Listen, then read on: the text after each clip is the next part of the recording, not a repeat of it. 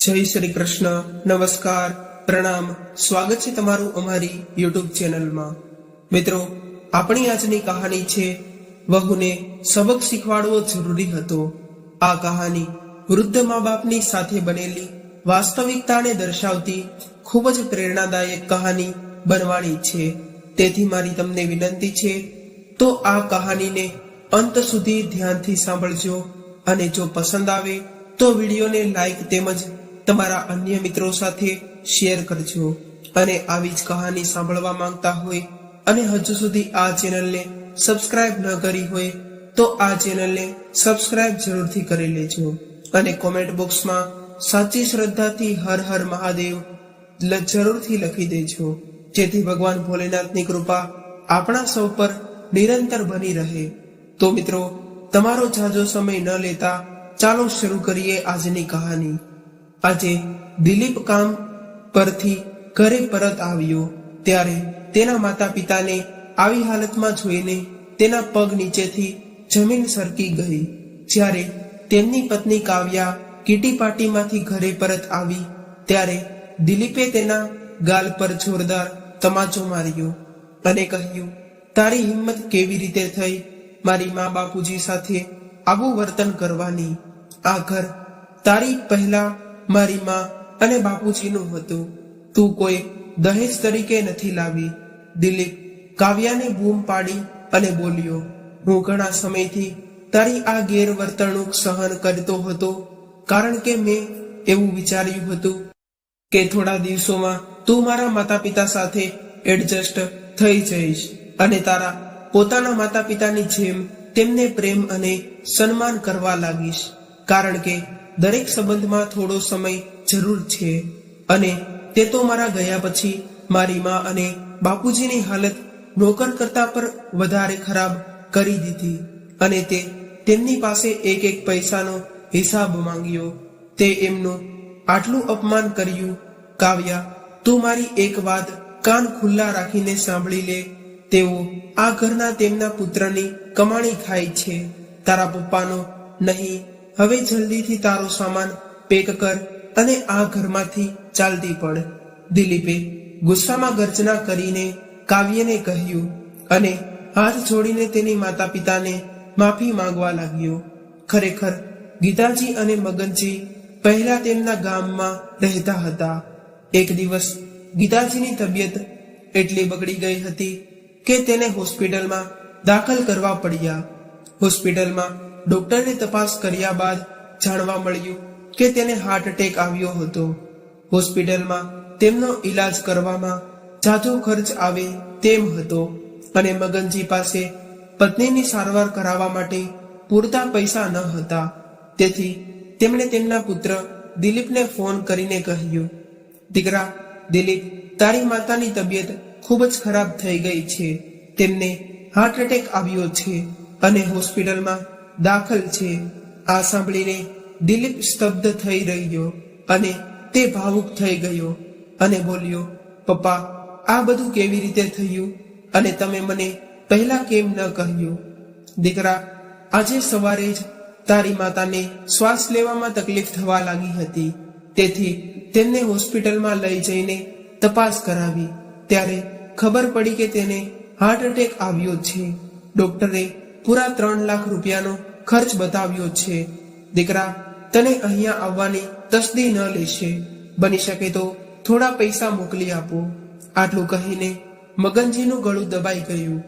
પિતાજી, તમે શું વાત કરો છો? તમે આ સમયે ત્યાં એકલા છો અને હું અહીં। પપ્પા, તમે ડોક્ટર પાસે જઈને તેમને કહો કે મારી માતાની સારવાર શરૂ કરે। હું શક્ય તેટલી વહેલી તકે ત્યાં પહોંચું છું અને તમે જરાય ચિંતા ન કરશો, નહીં મારી માતા સંપૂર્ણ રીતે ઠીક થઈ જશે। આ સમયે દિલીપ તુરંત તેના ઘરે પહોંચ્યો અને તેની પત્ની કાવ્યાને કહ્યું, તમારે જલ્દી મા બાપુજી પાસે પહોંચવું છે। તો કાવ્યાએ કહ્યું, અરે અરે, શું થઈ ગયું? ત્યારે દિલીપે કહ્યું, માતાની તબિયત ખૂબ જ ખરાબ છે, તેમને હાર્ટ એટેક આવ્યો છે, તું જલ્દી તૈયારી કર, આપણે જેટલું બની શકે તેટલું જલ્દી જવાનું છે। ત્યારે કાવ્યાએ પણ કહ્યું, દિલીપ, આજે તો મારી સહેલીની સગાઈ છે અને અમારે ત્યાં જવાનું છે અને તમારા મા બાપુજી ક્યાં દોડ્યા જાય છે તેની પાસે આપણે કાલે ચાલ્યા જઈશું. આજે અમારે સગાઈની પાર્ટીમાં જવું ખૂબ જ જરૂરી છે અને તમારે તમારી માતા વિશે ચિંતા કરવાની કોઈ જરૂર નથી. વૃદ્ધાવસ્થામાં તો આવા રોગો થતા રહે છે. કાવ્યાએ દિલીપના હાથમાં હાથ નાખતા કહ્યું. પછી દિલીપે ગુસ્સાથી તેના હાથને પાછળ ધક્કો મારીને કહ્યું, કાવ્યા, તારું મગજ તો ઠેકાણે છે ને? અત્યારે તારી માતા ત્યાં હોસ્પિટલમાં દાખલ છે અને તે તેના જીવન મરણની અણી પર છે અને તું અહીંયા પાર્ટી કરવાનું વિચારી રહી છે. જો તારે ન જવું હોય તો ના જા, પણ હું મારા માતા પિતાને આ હાલતમાં એકલા નહીં છોડી શકું. દિલીપ તરત જ ફ્લાઇટ પકડીને ત્યાંથી નીકળી ગયો અને સીધો જ હોસ્પિટલે પહોંચ્યો. પત્નીની ચિંતા કરતા મગનજીએ તેના દીકરાને જોઈને થોડી હિંમત આવી અને તરત જ તેને ગળે લગાડીને રડવા લાગ્યા અને તેણે કહ્યું, દીકરા, તારી માતાની હાલત તો ગઈકાલ સુધી એકદમ ઠીક હતી અને આજે તે બેભાન અવસ્થામાં પડેલી છે. પિતાજી, તમે ચિંતા કરશો નહીં. હવે તો હું આવી ગયો છું ને. મારી માં બિલકુલ ઠીક થઈ જશે. દિલીપે મગનજીના આંસુ લૂસીને તેમને ખુરશી પર બેસાડ્યા અને તેમના પિતાનો હાથ પોતાના હાથમાં લીધો અને કહ્યું, તમે અહીં બેસીને ભગવાનને પ્રાર્થના કરો, બધું સારું થઈ જશે. હું હમણાં ડોક્ટર સાથે વાત કરીને પાછો આવું છું. એવું કહીને દિલીપ ડોક્ટરને મળવા ગયો. પછી ડોક્ટરને મળ્યો અને તેને કહ્યું કે ડોક્ટર સાહેબ, હું મારી માતાના ઈલાજ માટે ગમે તેટલી રકમ ચૂકવી શકીશ, પણ મારી માતાને કંઈ ન થવું જોઈએ. તો ડોક્ટરે દિલીપને સાંત્વનતા આપતા કહ્યું, તમે ચિંતા ન કરશો, નહીં ઓપરેશન પછી ગીતાજી સંપૂર્ણ સ્વસ્થ થઈ જશે. ત્યારબાદ ડોક્ટર સાહેબ ગીતાજીના ઓપરેશન થિયેટરમાં ગયા અને ગીતાજીનું ઓપરેશન 1 કલાક સુધી ચાલ્યું. જ્યારે ડોક્ટર સાહેબ બહાર આવ્યા ત્યારે તેમણે દિલીપને જણાવ્યું કે તમારી માતાનું ઓપરેશન સક્સેસફુલ થઈ ગયું છે. હવે તે 1 થી 1.5 કલાક સુધીમાં ભાનમાં આવી જશે અને થોડા જ દિવસોમાં તે સંપૂર્ણ સ્વસ્થ થઈ જશે. થોડા દિવસો હોસ્પિટલમાં રહ્યા બાદ ગીતાજી સંપૂર્ણ સ્વસ્થ થઈ ગયા અને તેમને હોસ્પિટલમાંથી રજા આપવામાં આવી. આ દરમિયાન દિલીપ ત્યાં રહીને તેની માતાની ખૂબ સેવા પણ કામમાં, કારણ કે તેમણે તેમની ઓફિસમાંથી સતત ફોન આવી રહ્યા હતા. મગનજી એના પુત્રને કહ્યું, દીકરા, હવે તારી માતા એકદમ ઠીક છે, તું તારા કામે પાછો જતો રહે. ત્યારે દિલીપે તેના પિતાને કહ્યું, પણ પપ્પા, હજુ તો ગઈકાલે મારી માતાને ઘૂંટણમાં દુખાવો હતો, તો હું તમને બંનેને આવી હાલતમાં એકલા છોડીને કેવી રીતે જઈ શકું? ત્યારે મગનજીએ કહ્યું, દીકરા, અમારે તો હવે વૃદ્ધાવસ્થા છે અને વૃદ્ધાવસ્થામાં તો આ બધું થયા રાખે છે, પણ દીકરા, તું તારા કામ પર પાછો જતો રહે. ત્યારે તો દિલીપે તેના પિતાજીને માથું હલાવીને હા પાડી, પણ બીજા દિવસે સવારે તેણે તેની માતા અને પિતાજીના કપડાં બહાર કાઢ્યા અને એક બેગમાં પેક કરવા લાગ્યો. આ જોઈને તેમની માતા ગીતાજી બોલી, અરે દીકરા, તું અમારા કપડાં આ બેગમાં કેમ નાખે છે?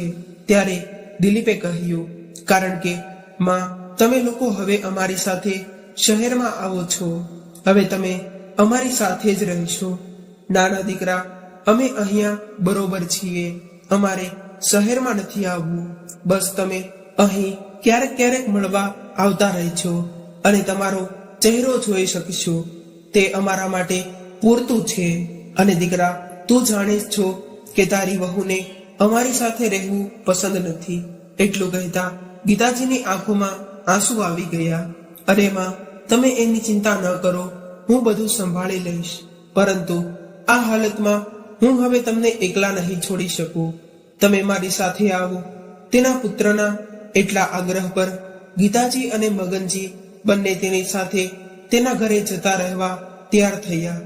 પરંતુ ગીતાજીનો પગ તેના દરવાજા પર પડતા જ ધ્રુજવા લાગ્યો, કારણ કે તે તેની પુત્રવધૂના સ્વભાવને સારી રીતે જાણતી હતી.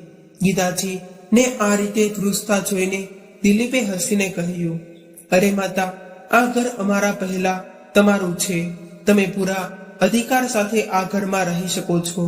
એટલું કહીને દિલીપ તેના માતા પિતાનો હાથ પકડીને તેમને તેમના રૂમમાં લઈ ગયો. તેનો રૂમ જોઈને માતા પિતા બંને ભાવુક થઈ ગયા.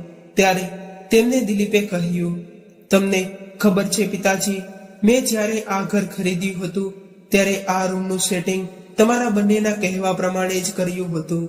આ સાંભળીને ગીતાજી અને મગનજીએ તેના પોતાના પુત્રને પ્રેમથી ગળે લગાવી લીધો. ત્યારે દિલીપ બોલ્યો, પિતાજી, હવે તમે બંને અહીં આરામ કરો. હું મારી પત્નીને કહીને તમારા માટે ચા નાસ્તાની વ્યવસ્થા કરાવું છું. ત્યારે જ તેના સાસુ સસરાને તેના ઘરે આવેલા જોઈને રૂમની બહાર ઊભી રહેલી કાવ્યાનો ગુસ્સો સાતમા આસમાને પહોંચી ગયો.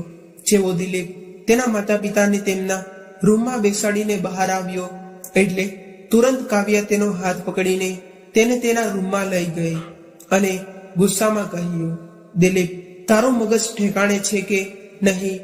અમે શું અહીંયા વૃદ્ધાશ્રમ ખોલ્યું છે? અને તને કોણે કહ્યું હતું અને અહીં લાવવા માટે?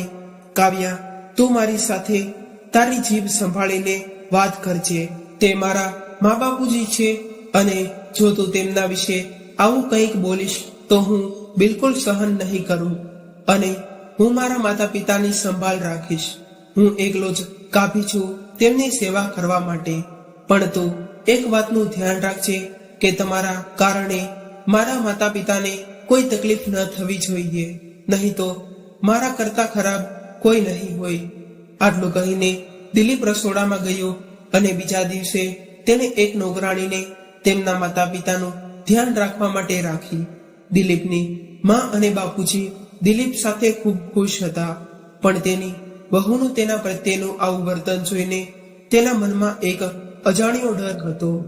એક દિવસ જ્યારે દિલીપને તેના કામ માટે થોડા દિવસો માટે શહેરની બહાર જવાનું થયું ત્યારે તેણે તેની નોકરાણીને બધું સમજાવ્યું કે મારી ગેરહાજરીમાં મારી માતા અને બાપુજીને કોઈ તકલીફ ન પડે તેનું ખાસ ધ્યાન રાખજે.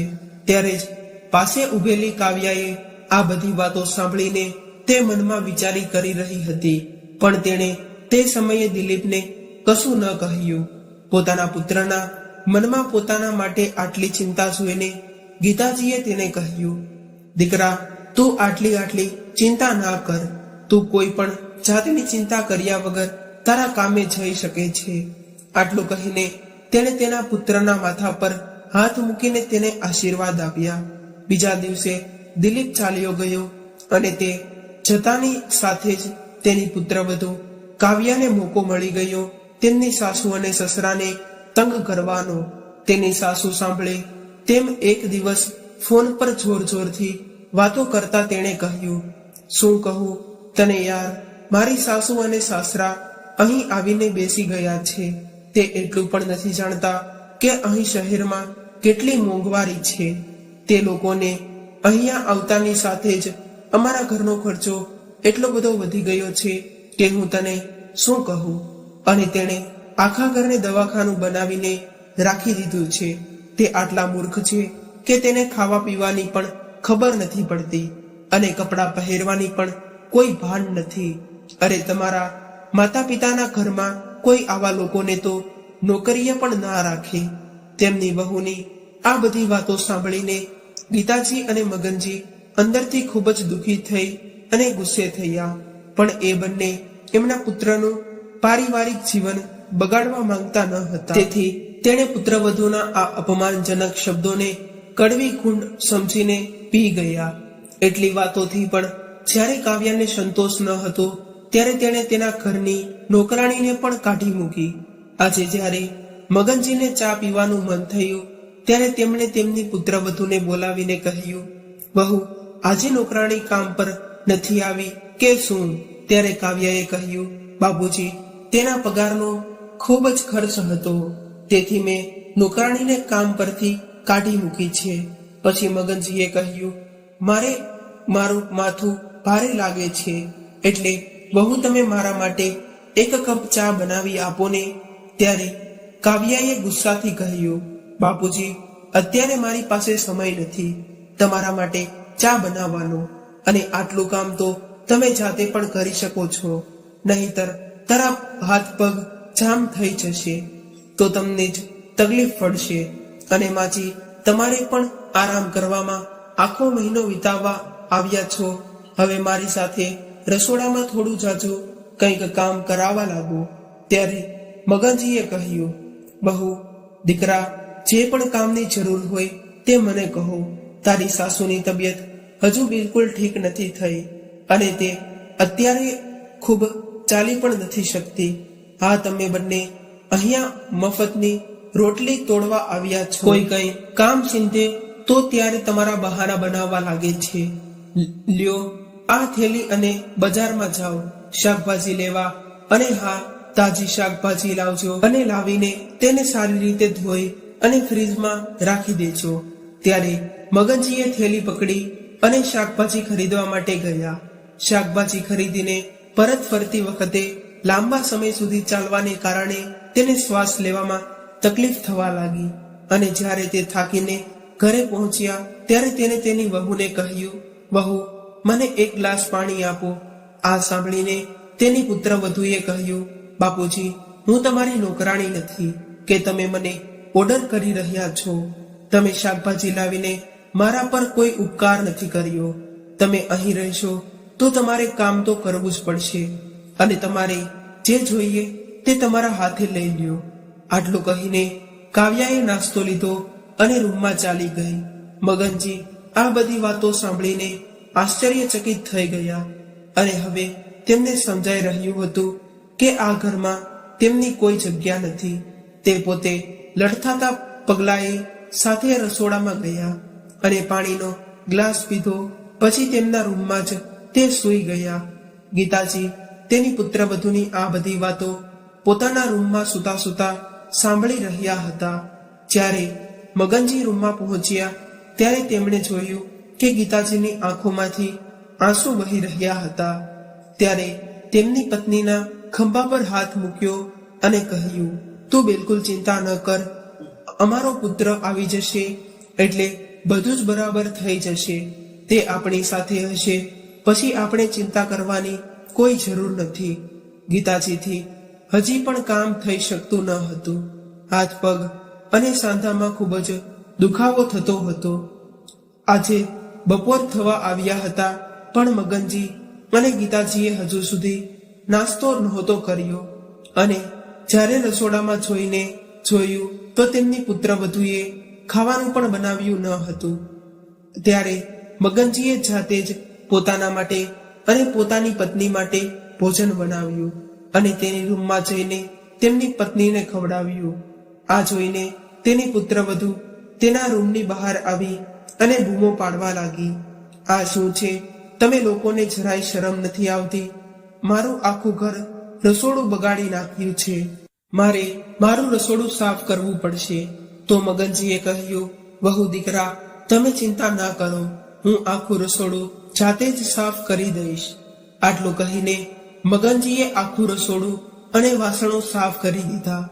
બપોરનું થોડું ખાવાનું પડ્યું હતું, એટલે સાંજે એ બંનેએ એ જ ભોજન કરી લીધું. દિલીપ તેની માતાને અને પિતાજીને રોજ સવાર સાંજ તેમની હાલત પૂછવા ફોન કરતો હતો, પરંતુ તે બંનેએ ક્યારેય તેની પુત્રવધુની ફરિયાદ તેમના પુત્રને ન કરી, અને હંમેશા કહેતા હતા કે દીકરા, તારે ચિંતા કરવાની કોઈ જરૂર નથી, તું ફક્ત તારા કામમાં ધ્યાન રાખજે. બીજે દિવસે સવારે તેની પુત્રવધુએ શાકભાજી લાવવા માટે 200 રૂપિયા અને થેલી આપતા કહ્યું, બાપુજી, બધી શાકભાજીનો હિસાબ એક કાપલી પર લખીને લાવજો. ત્યારે મગનજી ચૂપચાપ થેલો લઈને ચાલ્યા ગયા. શાકભાજી વેચવા વાળાએ મગનજીને શાકભાજીની થેલી પકડાવી. ત્યારે મગનજીએ કહ્યું, ભાઈ, એક કામ કરો, મને એક કાગળ પર બધી શાકભાજીનો હિસાબ લખીને આપો. ઠીક છે બાપુજી. આટલું કહીને શાકભાજી વાળા ભાઈએ નજીકમાં પડેલા એક કાગળ પર તમામ શાકભાજીની કિંમત લખીને મગનજીને આપી દીધી. ત્યારે મગનજી વિચારવા લાગ્યા કે સારું છે કે કાગળ પર બધી શાકભાજીની કિંમત અને વજન લખેલું છે, તેથી મારી પુત્રવધૂને મારા પર કોઈ શંકા નહીં રહે. આટલી કડકચરથી શિયાળાની ઠંડીમાં વહેલી સવારે શાકભાજી લઈને વખતે મગનજીની હાલત બગડી ગઈ. તેમને લાગ્યું કે જાણે હાથ પગ શૂન્ય થઈ ગયા છે. રસ્તામાં તેમને એક ચાની દુકાન જોઈને તો ત્યારે તે ત્યાં ઊભા રહી ગયા અને તેમણે એક કપ ચા પીધો. તેને જોયું કે નજીકમાં આગ સળગી રહી હતી, તેથી તે થોડીવાર ત્યાં બેસીને હાથ પગ અગ્નિમાં શેક્યા. તેથી તેને ઠંડી થોડી રાહત મળી અને જ્યારે તે શાકભાજી લઈને ઘરે પહોંચ્યા અને બધી જ શાકભાજી ધોઈને તેમણે ફ્રીજમાં મૂકી અને કહ્યું કે વહુ, બધી શાકભાજી આવી ગઈ છે અને મેં તેને ધોઈને ફ્રીજમાં રાખી દીધી છે. પણ પુત્રવધુ તરફથી કોઈ અવાજ ન આવ્યો. કદાચ તે ફરીથી સૂઈ ગઈ હશે. ઘરે પહોંચ્યા પછી મગનજીને ફરીથી ચા પીવાનું મન થયું, તેથી તેઓએ તેમની માટે અને પોતાની પત્ની માટે ચા બનાવી અને તેમના રૂમમાં ગયા. જ્યારે તેમને ચા પહેલી ચૂસકી લીધી જ હતી ત્યારે તેમની પુત્રવધુ કાવ્યા જોર જોરથી બૂમો પાડવા લાગી અને આખું ઘર ઊંચું લીધું અને ખબર હતી તમને આ ઉંમરે ચોરી કરતા શરમ ન આવી? મેં શાકભાજી લેવા જે પૈસા આપ્યા હતા તેમાંથી 10 રૂપિયા વધ્યા હતા, તે ક્યાં ગયા? ત્યારે મગનજીએ કહ્યું, ના વહુ, હું વહેલી સવારે શાકભાજી ખરીદવા ગયો હતો, તેથી ઠંડીને કારણે મારા હાથ પગ ઠંડા પડી ગયા હતા, તેથી મેં તે 10 રૂપિયાની ચા રસ્તામાં એક ચાની દુકાન પર ચા પીધી હતી. આ તમે ચા ઘરે આવીને નહોતા પી શકતા? તમારે ત્યાં દુકાન પર ચા પીવાની શું જરૂર હતી? એક તો તેના પુત્રને આ બંનેને લાવીને મારા માથા પર બેસાડ્યા છે અને તે પોતે ગાયબ થઈ ગયા છે, અને આ બંનેએ જે લોકો છે જેઓ મને મારા નાકમાં દમ લાવી રહ્યા છે. પુત્રવધુની મરચા કરતા પણ વધુ તીખી વાતો સાંભળીને મગનજી હેરાન રહી ગયા અને એક ક્ષણે તેમના મનમાં આવ્યું કે હું વહુને કહી દઉં કે વહુ, મેં માત્ર 10 રૂપિયાની ચા પીધી છે, એમાં આટલી બૂમો પાડવાનું શું કારણ છે? પણ પછી તેણે તેના દીકરાના ખાતર વધુ ચૂપચાપ રહેવાનું સહન કર્યું. હવે તો મગનજી દરરોજ તેની અને પોતાની પત્ની માટે ચા નાસ્તો અને ખાવાનું જાતે જ બનાવવાનું શરૂ કર્યું અને રસોડામાં વાસણો પણ જાતે જ સાફ કર્યા. એક દિવસ કાવ્યાની સહેલી તેને મળવા માટે તેના ઘરે આવી હતી.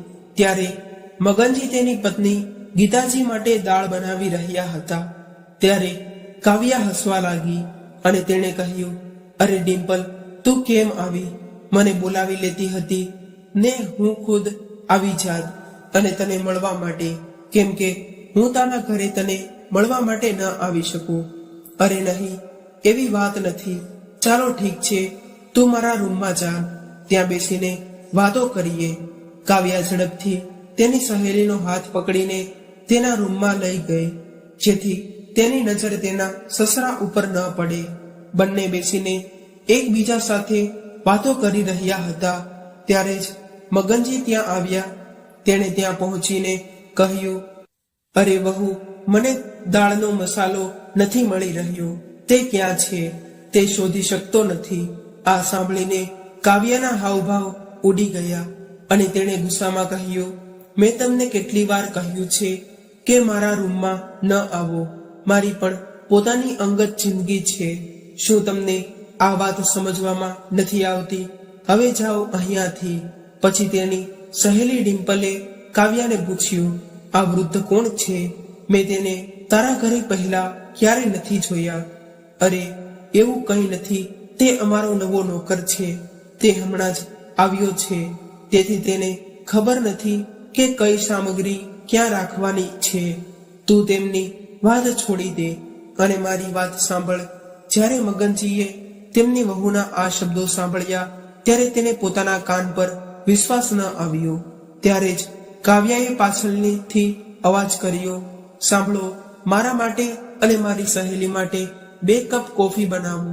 તેમની વહુની આ વાત સાંભળીને મગનજીએ તેમના માટે ચૂપચાપ કોફી બનાવી અને તેણે તેની વહુ પાસે રાખી ને તે પાછા ત્યાંથી આવી ગયા અને ગીતાજી માટે ઘી વગરનો શીરો બનાવી અને તેના રૂમમાં ગયા.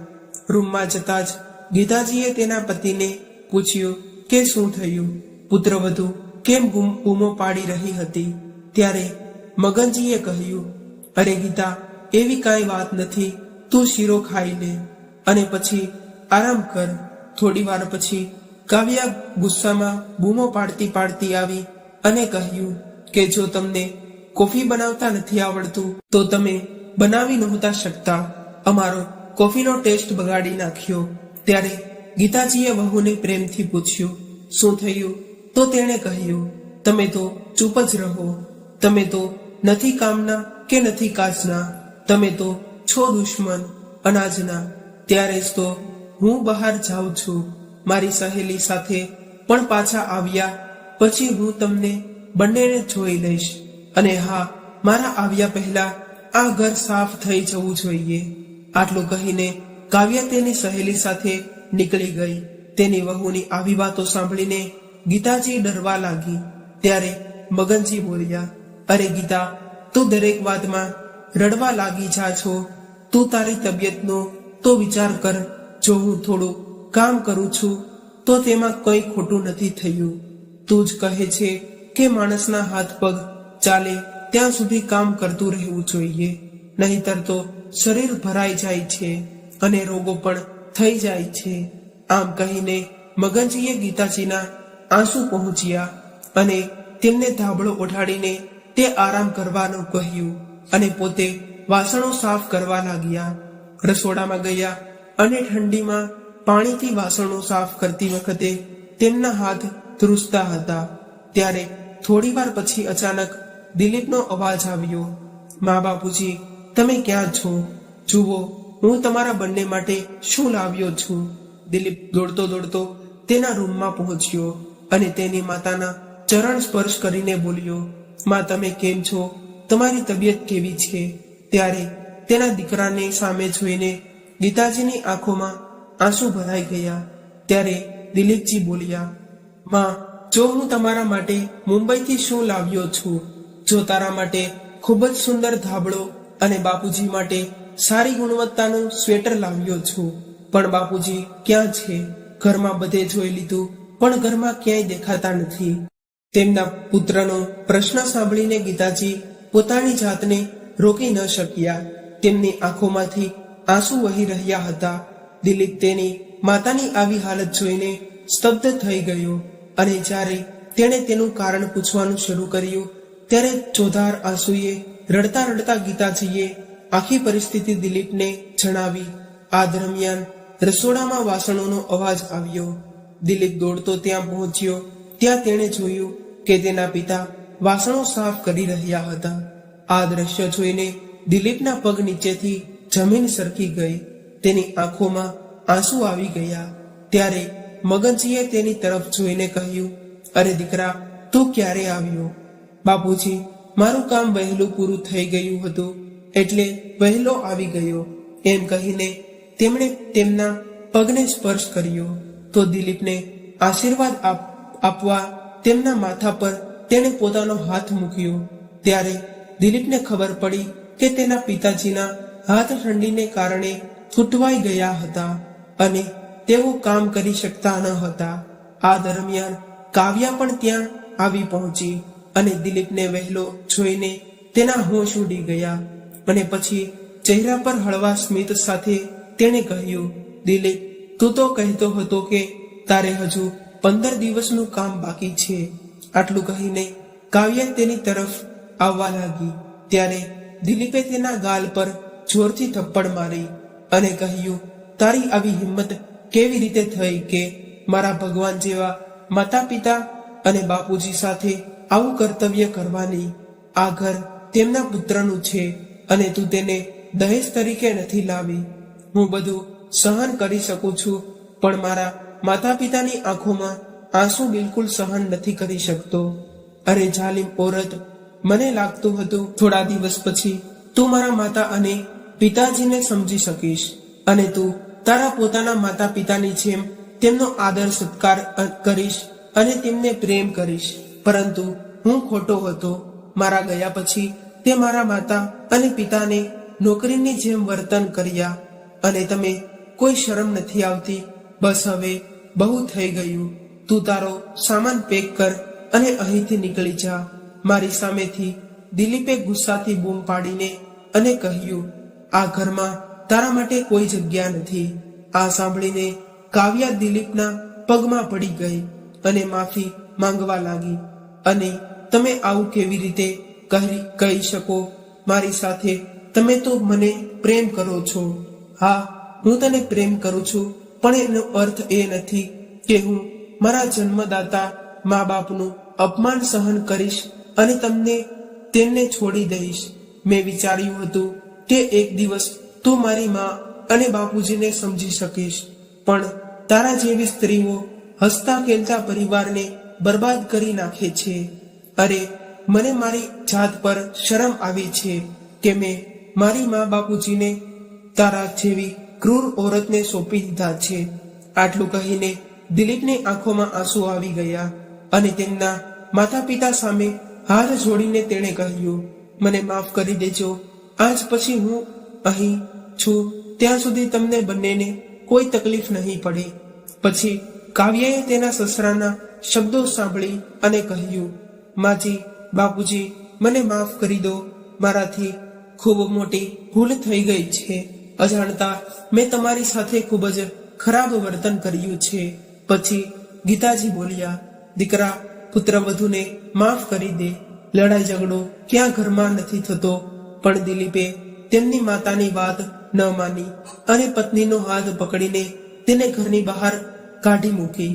મગનજીએ તેને રોકવાનો પ્રયત્ન કર્યો, પણ દિલીપે કહ્યું, ના પપ્પા, હવે તમે આટલું નહીં કરશો. જો હું આજે તેને માફ કરીશ તો જે મહિલાઓ પોતાના સાસરિયાઓ સાથે આવું વર્તન કરે છે તે ક્યારેય પાઠ શીખી શકશે નહીં. તો મિત્રો, તમને આ કહાની કેવી લાગી તે લાઈક અને કોમેન્ટ કરીને જરૂર જણાવજો.